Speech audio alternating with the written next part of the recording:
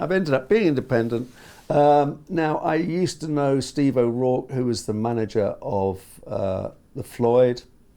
In addition to that, I was asked to do an album by these friends of David Gilmour called Quiver, to do their second album. And Dave used to come in. He was Dave in those days. He used to come in and sort of keep an eye on what I was doing, and that I sort of passed muster on that. That worked out very well.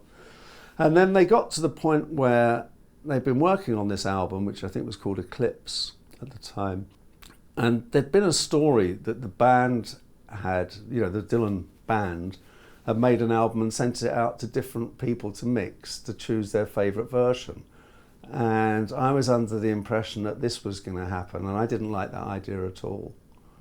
But anyway, they said, well, see how it works out, sort of thing, and we'll pay you this if it doesn't work out. And I thought, well, I really came in as a sort of producer, really, to work on the album towards the end, because I've never been an engineer. So I went down so I was there for a fair bit of, all the end of the recording, things like Claire Torridon, the vocal, quite a fair bit of extra overdubbing. In fact, I instigated some overdubbing on Money. Again, that thing of like wanting to make it bigger. It's tracking the guitars and things like that. And then we got to mixing it. I didn't want to do it on my own, so bit by bit they would come in and have a look. And bit by bit we got it to the point where everybody was in there together, and we were all mixing it together, And so that worked out very well. I was really happy about the fact that I didn't want to do it on my own. And what's the point? I mean, there was actually, again, another myth that needs exploding, is the idea that there was one faction wanting it to sound one way, another way. Well, they didn't make anything clear like that to me. I was not aware of it the whole time.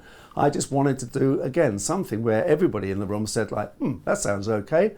Right, on to the next song. So we just carried on working like that. And then they said, what credit do you want? And I said, well, it should be like, I don't know, co-producer or associate, I don't know, something.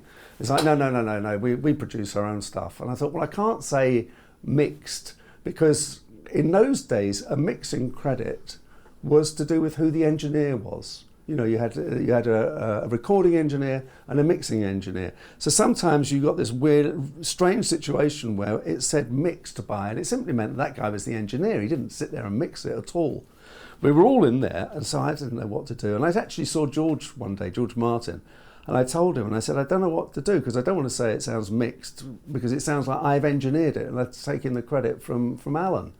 And so George, in his very regal way, said, well, how about mixing supervised by? So there it was. That's how it happened.